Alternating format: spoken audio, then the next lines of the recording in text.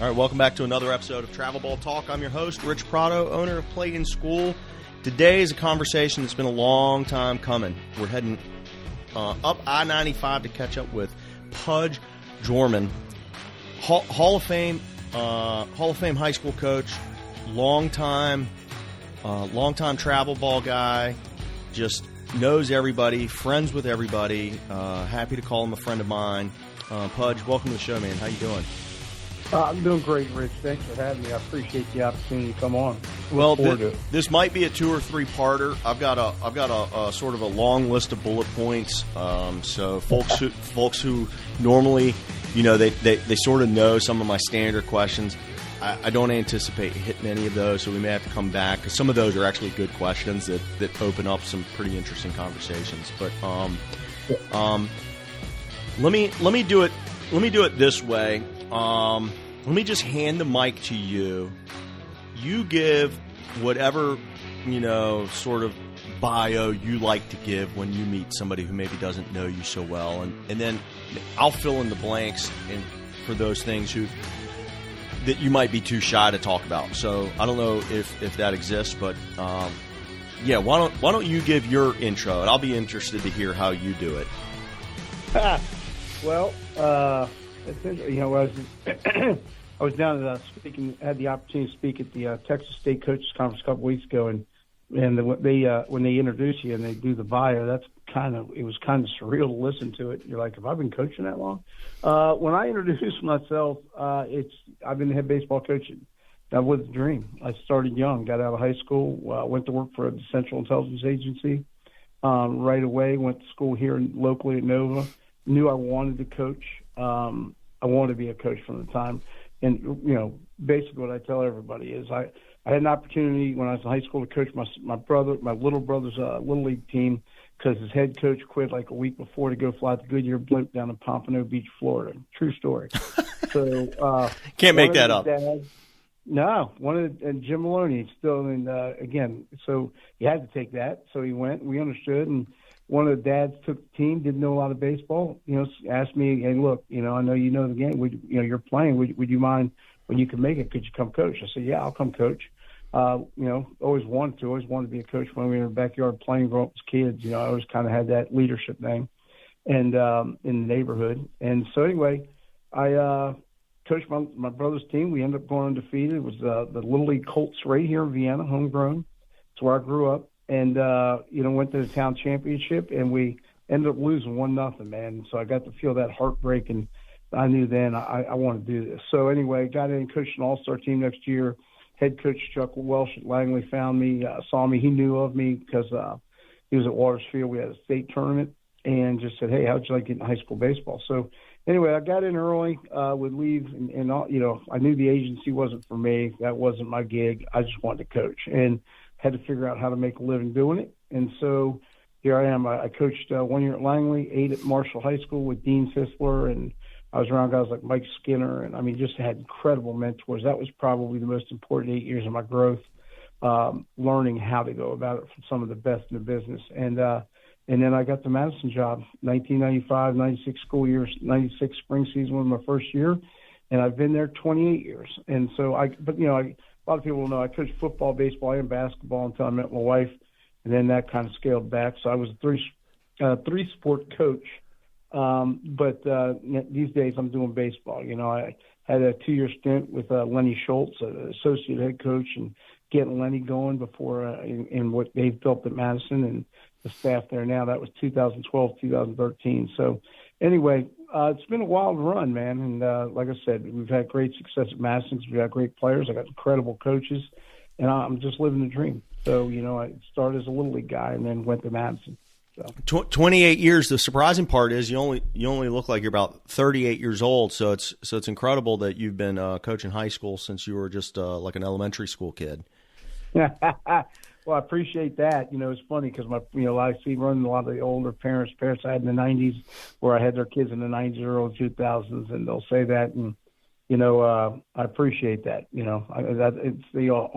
I kid around. I say it's the whole Brad Pitt look, but I'm the fat brother, Pudge Pitt. There you go. Oh, Pudge Pitt. I dig it. I dig it. Now it's kind of if anybody has been up in that area, this is Vienna, Virginia, which I believe is that Fairfax County.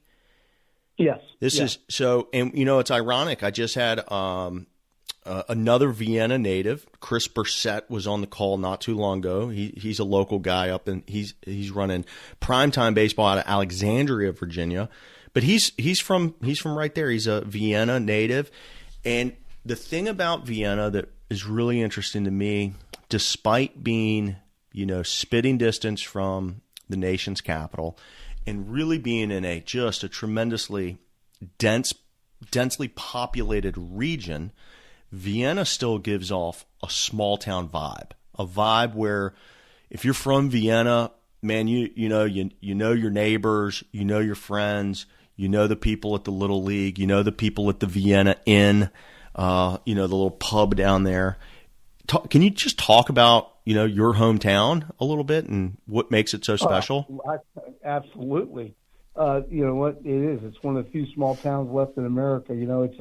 It's not so small, but Tyson's Corner is right up the road, and we call it the city of Tyson's is growing. But Chris Bursett, I heard that podcast. It was awesome, and Chris actually played in our Mustang organization for our travel organization when we had the Clark Griffith team. So Chris is a heck of a coach, and what those guys are doing at prime time is awesome. But town of Vienna is special. It's again.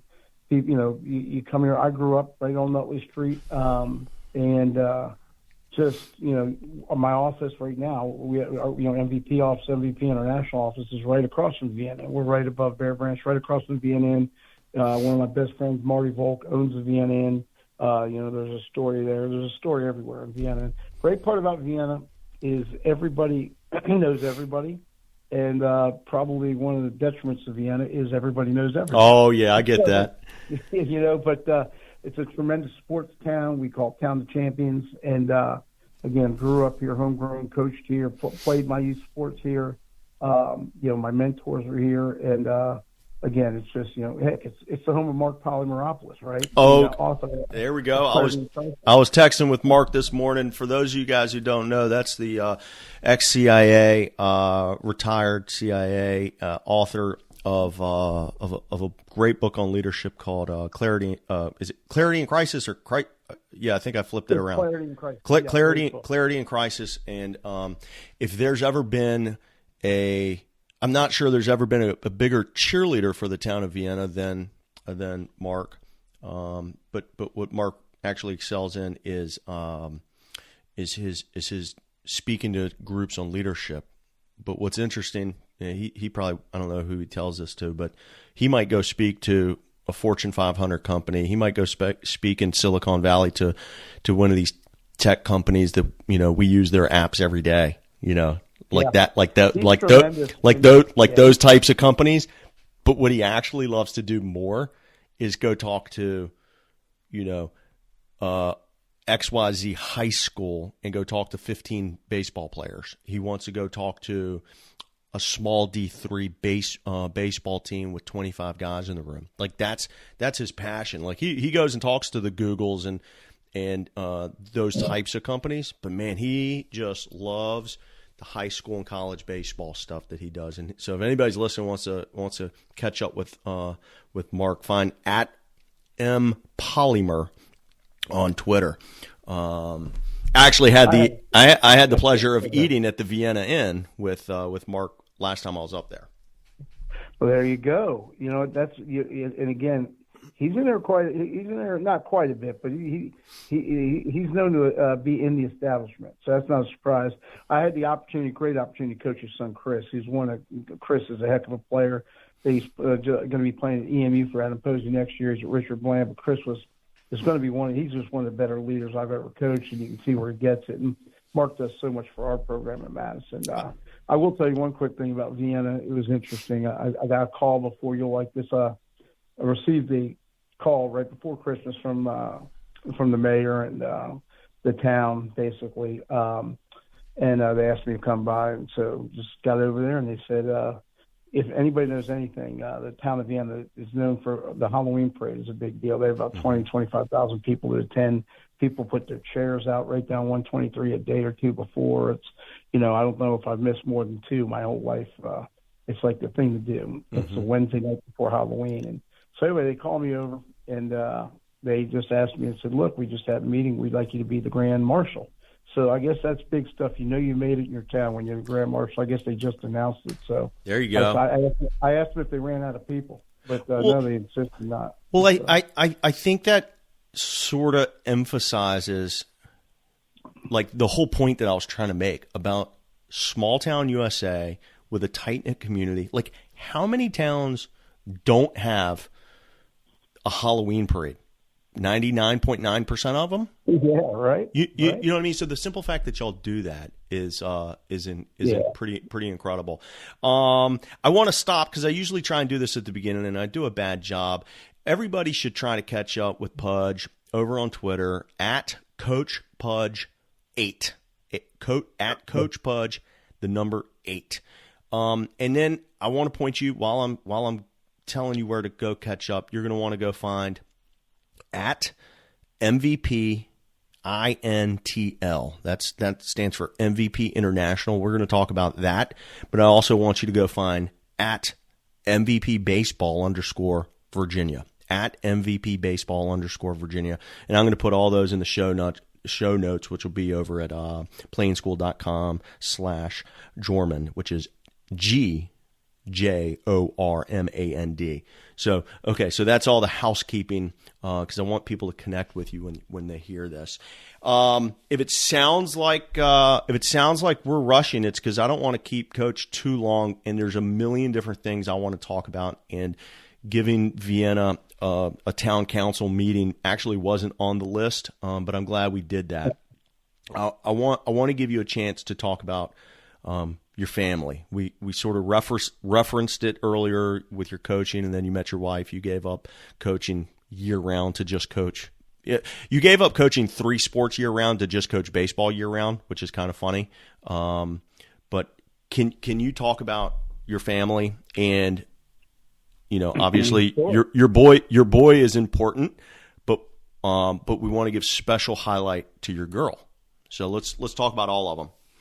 Yeah, well, I'll start with Beth, my wife. She's a certified athletic trainer. I met her back in the early 90s, and I knew she was the one. We got married. She's been great. She knows that, every year at baseball, I say, I'll see you. First day of baseball, she'll say, see you in June. And, basically because you're kind of, even though you're there, you're not always present, and but when I got better at that. But anyway, she's been huge. She's the rock behind what we do in our house, and tremendous mom as well. And couldn't do it without her.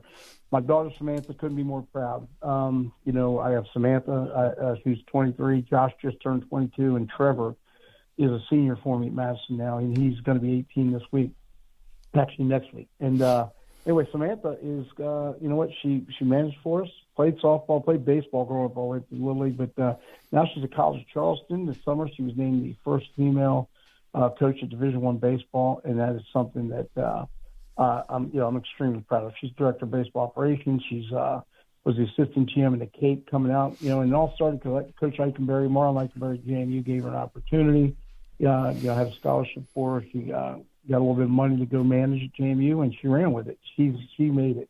All I ever told my kids when I used to drop them off in the car going to elementary school, we had a little thing, and they used to chuckle, and I'd tell them, don't be average, or they'd get out and I'd say, make a difference today. I'd leave them with a little thing.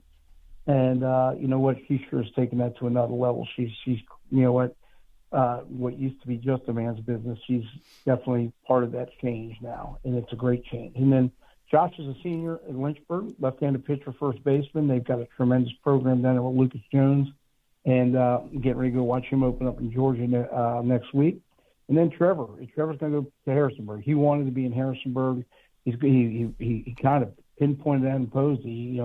Samantha has been talking about Coach Posey for years because they had a relationship in terms of when she was at JMU. And Trevor is going to have a great year for us this year. And at Madison, we got a chance to do something special, I think. And anyway, but that's it. Yeah, so we're a baseball family. He's heading to EMU? He is. Adam Posey, man, a great young coach. Yeah. That's Eastern for you guys who maybe aren't from the region. That's Eastern Mennonite University, EMU. That's in the ODAC conference. ODAC is just an absolute powerhouse at the Division III level, and I'm a big fan of. Let me tell you, you say he sort of pinpointed Harrisonburg.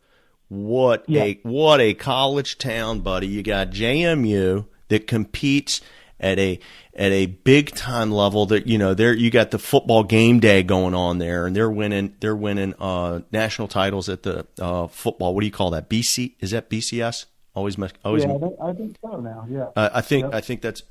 But then obviously Ike. I played for Ike back in the day when he was just getting going. I love Ike, and they're doing great things with the baseball. But then, that's not for everybody. Big state school, not for everybody. Right down the street, you got Eastern Mennonite. Right down the street from there, you got Bridgewater, also in the ODAC, playing D3 baseball. Very, very good program in itself.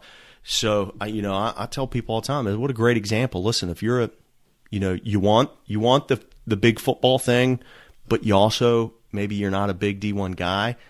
How about looking at a Bridgewater and then just drive across town on 6 home Saturdays to do the football thing at JMU. You kind of get the best of both worlds. No question. And what most high school kids, we'll get into this, but and I love helping kids attain their dream of playing at the collegiate level. It's something I fall in love with, and you got to develop them, and they've got to have that talent. But a lot of kids don't get. Only 7% of high school players get to go play college baseball. Period. So, a lot of the kids these days don't. Everybody thinks they're D1, and when the player tells me he's D1 or bust, it tells me he doesn't want to be a college baseball player. That's exactly right. If you haven't seen Division III, the ODAC conference is ridiculous. It's great baseball. The D1 or bust thing is that's status. That's an excuse. It's kind of like an excuse. It's like the eject button. It's like I know I can say that because it gives me an out. Like it gives me an out. That if you need an out, you're probably not the guy who's going to work hard enough to be to do the things necessary because it does require work to get to the next level, whatever that level is. It's funny. We were going back to Samantha because she gets mad at me for talking about her. But it's funny. We had our first debate over a player about 2 weeks ago. It was kind of funny, and I got on the phone looking at my wife and go, "I'm debating talent with my daughter. How awesome is that?" So there you go. It's I'm kind of curious because you're around this age group day in, day out. Do you run across many kids who are sort of using this D1 or bust excuse, or is it? Yeah, like obviously I'm proud. 21 had 23 kids play for me and my dogs on my dogs 23 team this past summer and fall. 21 of them committed, and a big reason for that is because A, they're really good players, but B, a lot of them I've been with because it's my son's age group. I've been with them since they were 9 years old. Many of them. Whether it's Liam Wilson going to Wake Forest, and you've got. I can go over and over. Liam is one example, but Trevor going to EMU, Kelly Crittenberger going to Northwestern. It's just these kids. There's but the problem is we talk about it. I make sure my guys understand it. Don't tell me about Division I, II, or III or JUCO until you've gone and seen a game. Trevor got to watch Josh play at Lynchburg, so he knew. This is what I want to be. Trevor's not 6 foot. He's a little undersized, 5'9", but he can play. He can really play. And asking Josh wasn't 6'2", 6'3". He's left-handed. He can play. He's a heck of a baseball player. And I'll say it because they're my kids. They're just this is what they've grown up doing. And so there's a lot of kids. It's just helping them figure out the slot and figure out where they want to be. And you know what? And sometimes you have to just be patient with them because you do get that line quite a bit from kids that just don't know. They're uninformed is the way I like to say it. Status has become such a big part, Rich, in this whole recruiting game. And I think I've had this conversation with so many college coaches. Kids think it's like it looks bad if they're not a D1 if they spend all this money and they go play. You know, it's ridiculous. And I think a lot of people would tell you this. The recruiting game in just the whole game in general, you don't have to spend thousands of dollars to be a college baseball player. Hey, you got to go work at it. You got to be good. You got to be talented. You got to be driven. You know, it's a lifestyle. And, you know, because once you get there, you know, the work just gets it's more, you know, and I don't want to say they own you, but if they're giving you some money, whether it's academic money or scholarship money, you're on their tab. And so, you know, you better be driven. That's the thing. Yeah. Not only are they oftentimes invested in you, but your time is spoken for. Your time is spoken for, and it's like, you know, you think that you're going to have all this free time. No, you're going to be working. You're going to be working at your craft. And when you're not working at your craft, you're trying not to fail out of school. You know what I mean? What's the plus side of that? The plus side of that is you have a built-in fraternity. You don't have to go in and join a fraternity. Your baseball boys are your fraternity. Those are your brothers. That's your brotherhood. And anywhere you go, I mean, Josh, he's with his guys all the time, and he's a two-way guy. So at Lynchburg, he's going bullpens. He's going to his lift. He's going to hit. I mean, that's why they're good. They got a chance to win the national title this year. I mean, they could win the ODAC again. I mean, Lucas has built such a powerhouse down there that it's fun to watch. But these guys, you got to be driven. You got to be committed to it. And if not, you know, and that's one of the best things I can say is when, you know, I've had a lot of coaches call me over the years and say, Pudge, this kid's exactly what you told me. And because I've always known, I was told at an early age, you know, you create your own reputation by some other coaches that were very successful. And, you know, you got to make sure, you know, don't ever sell a kid just for the sake of getting there. And so when you say sell a kid, that's really what it is, because you're pushing that player. But when you create your own reputation, I've had a lot say, you know, Pudge is exactly what you have. I've never had a coach call me and say, Pudge, this kid is not what you said. Mm-hmm. Okay, and I take great pride in that. And I think that's why I've got a good relationship with so many coaches collegiately throughout, not just Virginia, but the country. That's that is probably one of the most important things for if you're a coach, whether high school or travel, and you are attempting to help players move on to the next level. The quickest way to shoot yourself in the foot or not get phone calls returned is by overselling, overpromising, because you do it once, word gets out, and now you have burned your reputation, and that's paramount. And when you get into this thing, maybe you don't plan on coaching high school for 28 straight years, but had you started overselling kids 27 years ago, well, how does that help a kid this year if people don't take your call? You know, and I think we get in these conversations a lot. You know, well, you know, I think I was talking to Coach Verbanek, who's been a legendary coach for years. He's now an assistant at Westfield, but was a head coach football, baseball. I mean, just legendary. And we were discussing this a couple of years ago. Just the fact that everybody wants instant gratification now. Kids, like, you'd be surprised. I've literally had parents call with, who are being recruited by private schools or whatnot, and saying, or even, it could be travel or high school. And I've had them say, hey, well, this school promised my son he could do this as a freshman, or he could start, or he'd be on varsity. I'll tell you this right now. The answer is 100% of the time, I'm not going to promise you anything. Mm-hmm. And I don't think they like to hear that. I'm going to promise you, if your son's good enough, he'll get an opportunity. And you know what? Because he's not going to be any good if you hand any kid anything. They're not going to reach their full potential. The key for us as coaches is, you got to make these kids hard enough and tough enough to where if they're going to, our goal is to get them to overachieve as players. That's always been my goal, not just achieve. And by their senior year, if they want to get handed stuff, we're not the right place for them. Whether it's Madison High School or whether it's in our MVP program, you got to earn it. And that's big. You gave me a great little segue there. Speaking of overachieving, not only have you been at Madison for an overachievement amount of time. 28 years is that's like Cal Ripken stuff right there, right? Right. So, but not only have you had the stamina to stay there for almost 3 decades, but you've also had some pretty good teams pretty good record. In fact, just a couple years ago, you were named to the Hall of Fame, the National High School Baseball Coaches Association Hall of Fame, which is a pretty, as far as overachieving, that's pretty good. You probably didn't set out to do that 20, 28, 29, 30 years ago. Beyond that, which is awesome, congratulations. But beyond that, you've also you've put it together on the field. We were talking before we hit record. You've won 3 state titles in your time there. Just a couple years ago in 2021, 2015, and then back in 2002. Can you talk about a little bit about those teams, and then spend a little bit of time talking about that 02 team that was so special? Yeah, I mean, you know what? It's amazing because 02 feels like it was yesterday, and I think you're right. Thanks on the Hall of Fame thing. It was kind of unexpected as early.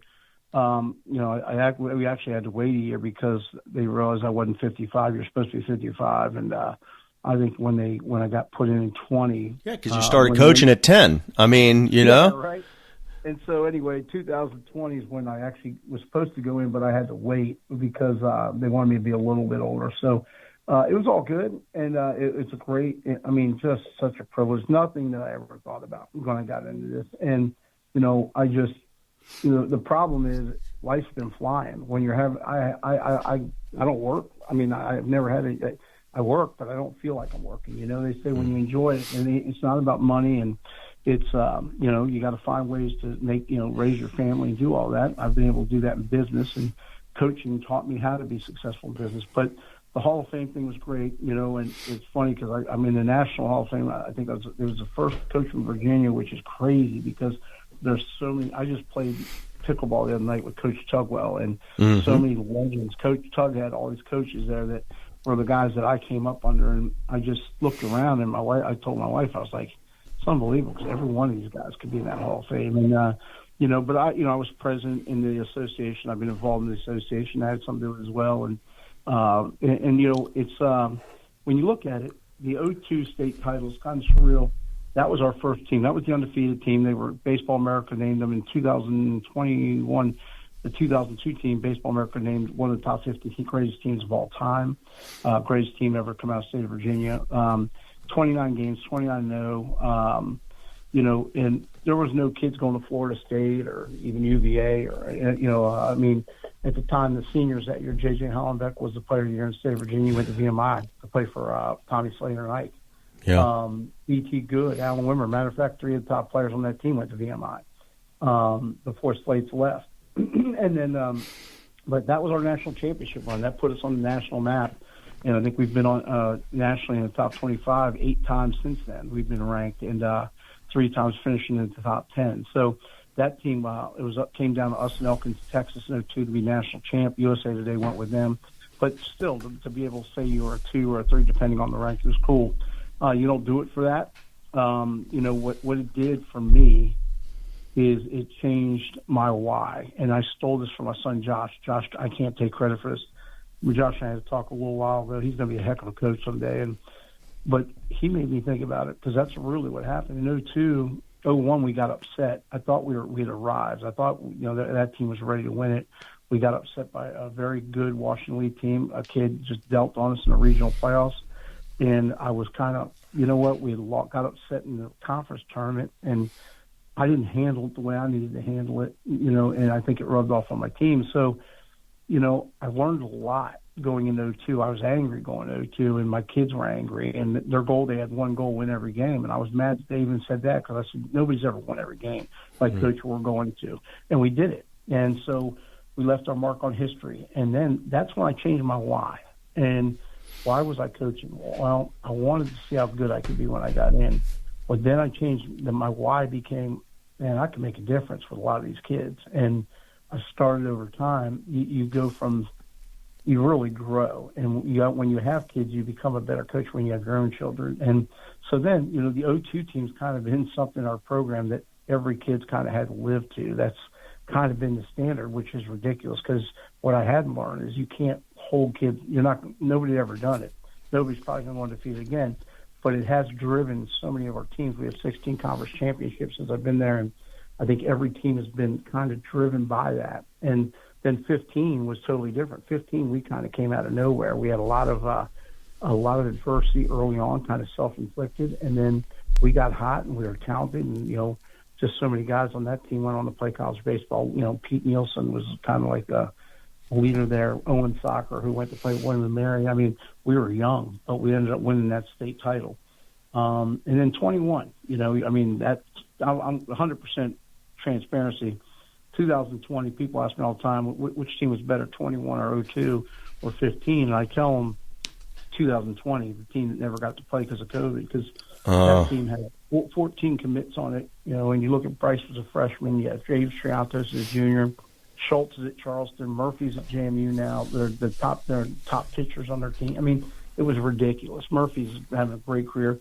And so it got taken away from us. So then 21, our kids, they were playing for not just themselves, but they were playing for that 20 group. I mean, the brothers. And so we feel like we kind of got one robbed, but you can't say that because I'm sure a lot of people thought they were going to be good in 20. But I'll just say this, the most talented group we've ever had top to bottom was 2020. Wow. But that 21 team sure was special. When you have the ace of spades and the king of spades, it makes the game a little bit easier if you're playing, spades.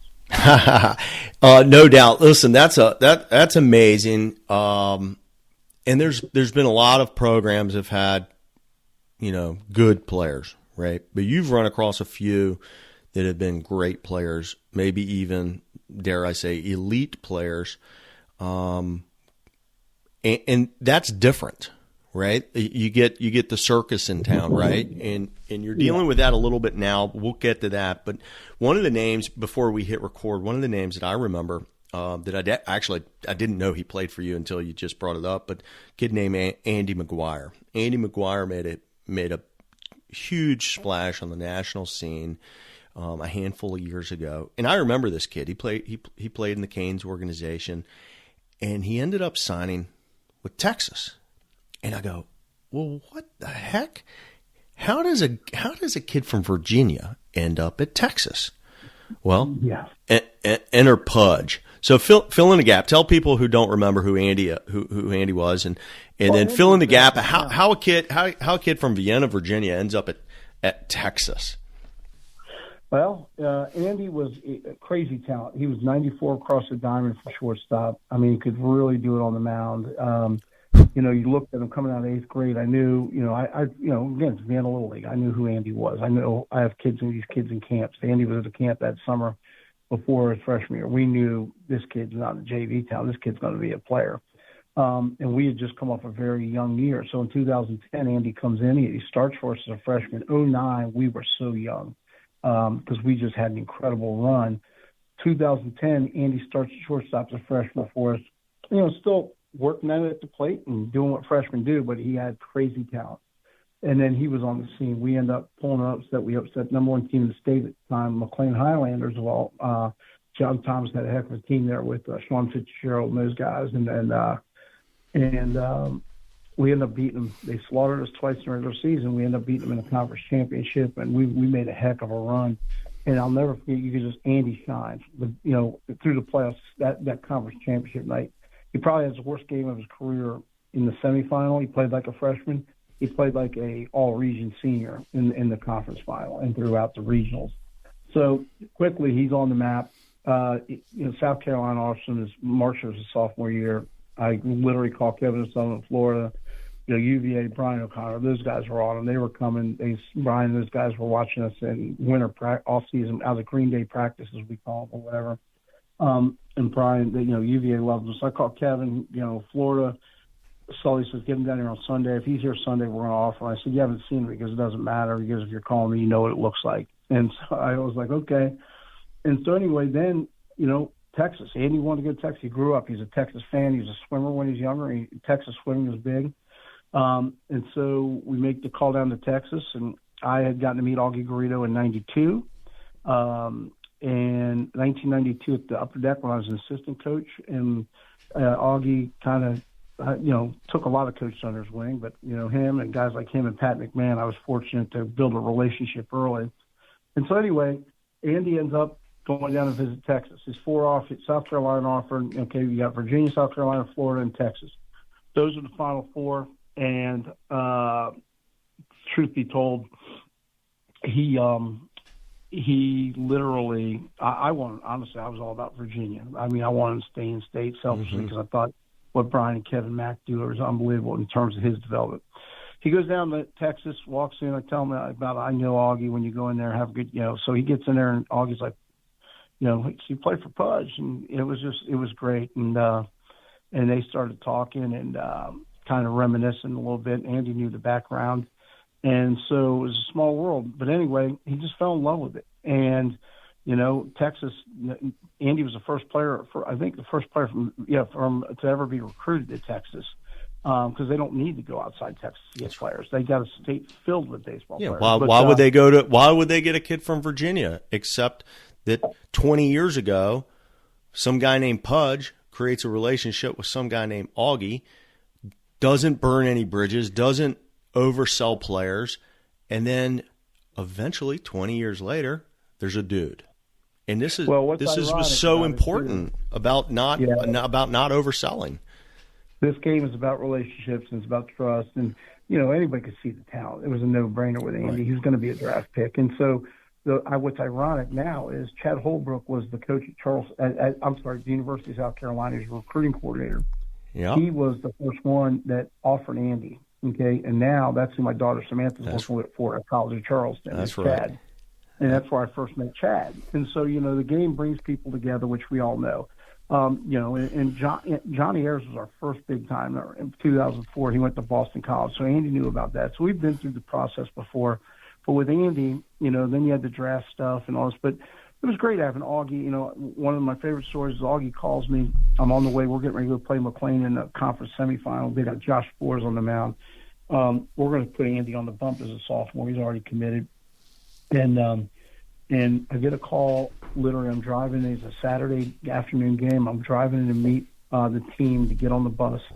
We're putting Andy on the mound because Andy was still not polished as a pitcher, but he had a hand cannon, and he gave us our best chance to win.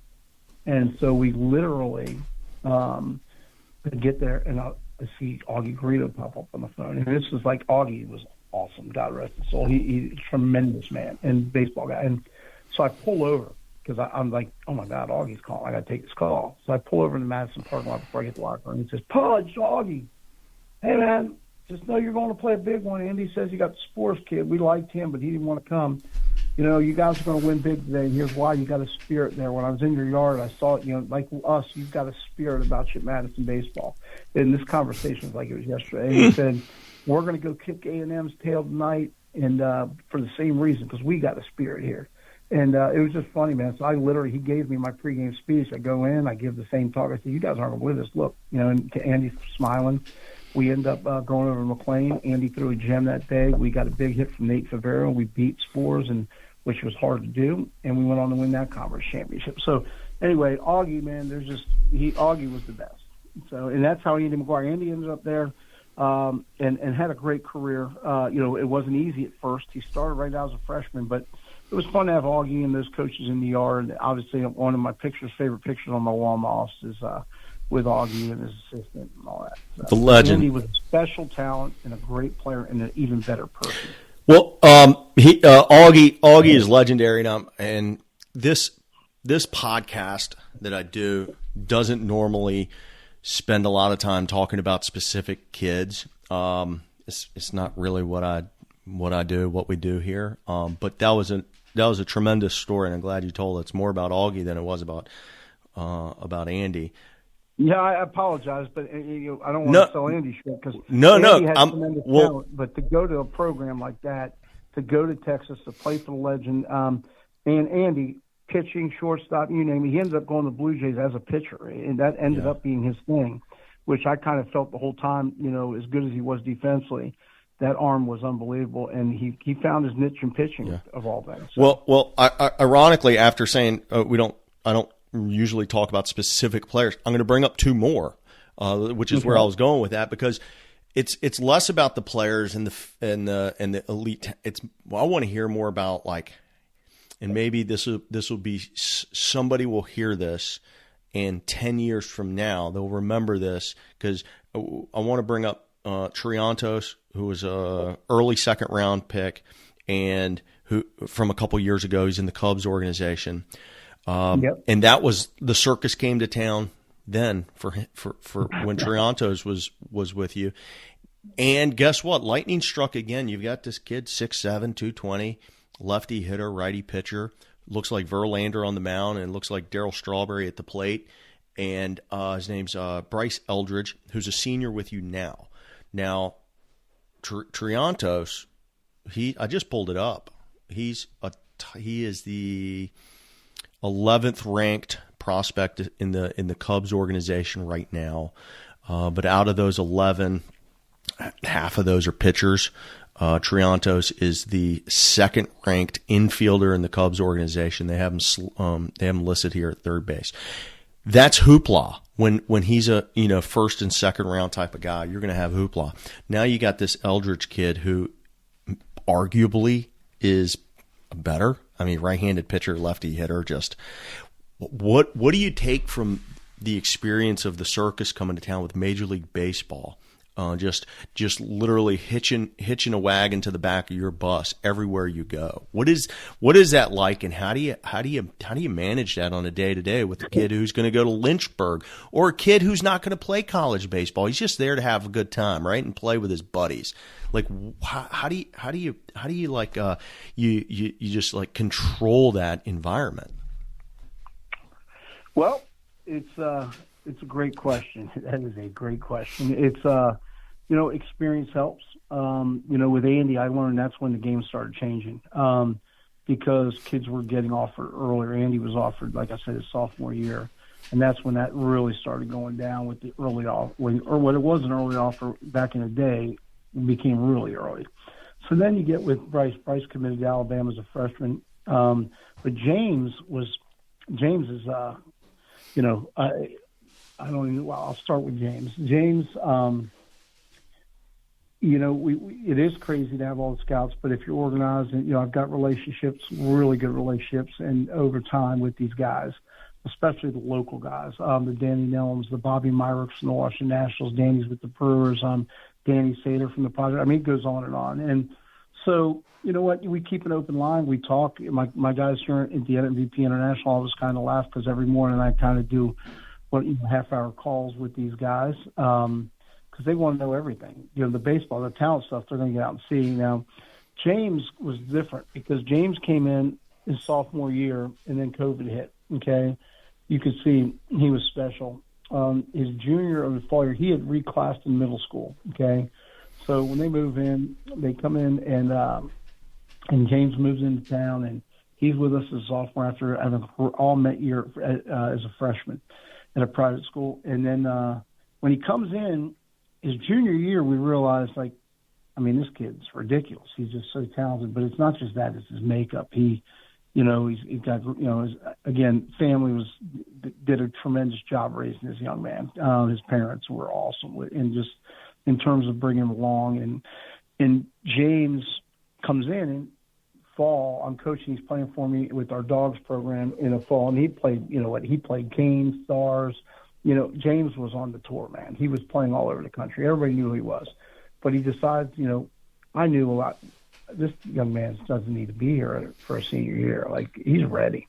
So in November, he up class. He basically decides, I'm going to come out. He did everything academically. He was a great student, and he got himself eligible to become draft eligible. So in October of that year, not November, he comes out, and we let scouts know that he's going to come out this year, because it would have been ridiculous for him to play one more year after this. So anyway, 2021 technically is even though he was a junior, he graduates as a senior year. But it was late season because of COVID, so we didn't start until April, and it went till June 26th was the state championship, and just incredible player. On the mound, on the field, anywhere. He hit over 700. But James, he did a tremendous job handling everything. I tell people, they ask me if he's the best player I've coached. He's the best high school player that I've seen, and I've seen some great ones. Not only coached, and it was because from the physical part, Bryce is 6'7", You know, Bryce has these tools. You look at him, he looks like Adonis, man. And James didn't have that size. You know, it's funny because when you say he's the 11th ranked prospect, I know last year he moved from 25th to 5th. You know, so those things come and go. Here's what I'll tell you. He literally, what he did down the stretch is what he's about. He goes to Lake Braddock on Tuesday night in front of a packed house in the state semifinal and just absolutely deals on the mound. Okay. Then turns around and, like I said, we kept his pitch count down. Comes back Saturday in the final. I told him, you know what, we can bring you in to close. He said, Coach, I ain't closing. This is my gig. You want to win a state championship? I'm taking the ball. We're good. And he wasn't asking. He was telling. And he had earned that right. And that was our relationship. And I had so much respect for him. And you know what? He went out and he went perfect into the seventh inning, you know, and then he gave up that solo home run. And most coaches would get up and go out to the mound and visit. And in the seventh inning of the state championship, he looked at me and just said, I got this. We're good. And he started laughing. And I knew it was over. And so anyway, that's what James is. James, you know, the bigger the game, the better the player. And then you get to Bryce, you know, so that year we felt like we had the ace of spades, the king of spades. You know, Bryce was a sophomore. You know, we felt like we had, you know, Colin Tuft, Miguel Cesarado, just a great team. And after losing some guys in 20 and having that heartbreak. Well, now you move on. With James, it was great because they wanted to see him hit. You know, the scouts, they're going to call and ask all kinds of requests. And, you know, we had meetings and did all this stuff. But James always kept it in perspective. James focused on being the best high school player. That's all he ever told me. Coach, I'm just going to take care of my business. Everything else take care of itself. He knew. Mm-hmm. And he kind of put a really good roadmap out there for Bryce to follow. And Bryce was, you know, it's very seldom you get, you know, you get a once-in-a-lifetime player. Well, I like to tell people we've had 2 once-in-a-lifetime players in the same 4-year span. Yeah, same roster. And Bryce now, man, Bryce is, you know, depending on where you look, the Nats have the second pick. You've seen, you know, some people have at 20. You don't even look at projections, and that's what I told him. And, you know, Bryce is, you know, he's been doing a lot of indoor stuff for teams, and now he's putting all that away, and now it's time to get on the field. And they're going to see him in April and May. It's a little different because, like I said, James we didn't start that process till April in 21. Now, you know, these guys are coming out to Green Day practices out of the season. We had the Brewers there watching us do a Green Day 2 weeks ago, right? And at Waters Field in Vienna. They'll be there from the first day of practice. My guys know. I prep them. Very seldom would you ever practice without a scout in the stands because we're right there, and I don't shut it down. I don't mind. I want my guys to be around that because they're going to play in front of packed houses. You know, we know one thing at Madison, you know, I think we've earned a respect. We tell our kids we're everybody's big game. It is what it is. And we like that. And, you know, people can disagree with that, but that's a fact. So anyway, with Bryce now, a little different. We're playing some home games because, you know what, we want to take that little extra BP at home. We'll do some things that I learned from when we went through it with James that maybe we didn't do as well as we did with Andy. You know, you learn as you go through it. But Bryce, man, I mean, you got a kid here that you got a young man here with Bryce. He's 6'7". I mean, you look at him, he's athletic. People don't realize he can really run. He can steal bags. You know, he's a sub-7 runner. I think he's a 6'7", 6'8", 6'7" runner. Jeez. But on the mound, he's 96 miles an hour. But the thing is, he pitches now. I mean, he commands 3 pitches, breaking ball, changeup. MVP of the World Games with Team USA. You know, but Bryce is a worker. I mean, when he came as a freshman, it was funny. We talk about, you know, he was a good first baseman, but he was really just that's what was one of the talks we had was, don't be satisfied being a great hitter. Let's be the whole package. And, you know, Brent Weiss, our infield coordinator, has done such a great job. Bryce is a tremendous defender at first base. He can go out in the outfield. He's athletic enough to play out there. But, you know, being a top flight pitcher, we're not going to, you know, who knows where he's going to end up. But I know this, a lot of these teams are, you know, Otani's coming up quite a bit. And I thought your 2 analogies were really good. But, you know, he's being looked at as a 2-way guy, and I think he can do it. You mean the comps to Verlander and Darryl Strawberry? 100%. I think they're great. On the mound, he's got that. Not only, I mean, he's shaped like him, right? He's got the long levers, but he's got that something about that kick. So he's got that kick with his left foot, the front foot, it just man, I saw that, I go, whoa, I've seen that before. And then, man, he's just got that natural lefty swing in the batter's box, that classic lefty. It's just a thing of beauty. How much time do you have here, buddy? I'm good. I got about 5 minutes left. 5-7 minutes, something like that. 5-10 minutes. Whatever you want to talk about. We got a lot more to talk about. We may have to either come back. We can keep rolling. Let's keep rolling. Here's what I will tell you. I do want to tell you about Bryce, though. This young man, this is going to be a heck of a spring. And you know what? Last year he got banged up. We had that hamstring right before the season, which held him out. He didn't get to throw for us. So this kid's on a mission. I can't wait to watch it. I've watched it, how much work he's put in, and he's just got. I mean, you look at it, and the comparisons come up. They've already started with all these scouts. Pudge. I had one of the guys asked me if James and Bryce were in a room together and they're going pork chop, who leaves with it? That kind of thing. And I was like, what? You hear some of the craziest questions that you never thought you'd hear. And, is it fair? I don't know. But here's what I know. These guys, James is fresh in their mind. And Bryce, I think, Bryce and James have such a great relationship but I also know this about Bryce. Bryce wants to leave Madison. He wants to be known as the greatest player to ever come through in Vienna in Madison High School. And you know what? I'm just excited to watch him. So, again, to have both of them, we've been blessed to have those kind of guys. But we've got 8 other commits who are ready to go. And you know what? I think we've got a great team. And you know what? I want to see I want to see Bryce take this group and lead it. Now, that's going to be the key. You mentioned a few minutes ago that you've gone through this circus, the hoopla, a few times. How lucky you are to have had that opportunity bestowed upon you multiple times. Where most coaches, let's be honest, most coaches are never going to have a first round level of talent come through the program. So, is there a 1 sentence or 2 sentence thing that you can tell a guy on advice on, I don't even know how to phrase it, how to protect their guy, or how to kind of laser focus the program when they get that, because most guys don't get to learn from their first guy to help their third guy like this. It's just one and done. What do you tell that coach who maybe 5-10 years from now, the kid moves in and, oh my God, here comes the circus? It's easy. Billy Wagner, going to be a Hall of Famer. We've become pretty close, and I've utilized Billy quite a bit. And he came in and spoke. He has actually talked to Bryson. I would tell Coach this: okay, protect your player, and again, let the young man enjoy the process of becoming a great player. And if you focus on the only thing that needs to be focused on, which is going out and playing a kid's game and playing as well as you can, you're going to get paid. Everything else is going to take care of it. Bryce is going to, it's going to all fall in place for Bryce. Yeah. It did for James as well. And, James, I'll say this, James should have been a first rounder with 100%. And, he wasn't, but you know what? He's going to use that chip because you just wait and watch what this kid does.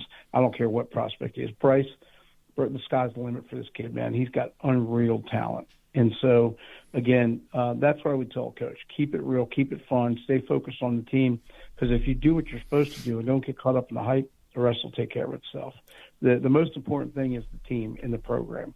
And then, you know what, and everything else, the major league stuff, it'll take care of itself because these guys know. And they don't want to get in the way. The scouts don't want to. They don't. They're going to take what you give them, but they're also respectful. They want to see the kid. They want to see what he does on the big stage, which is the field under the lights.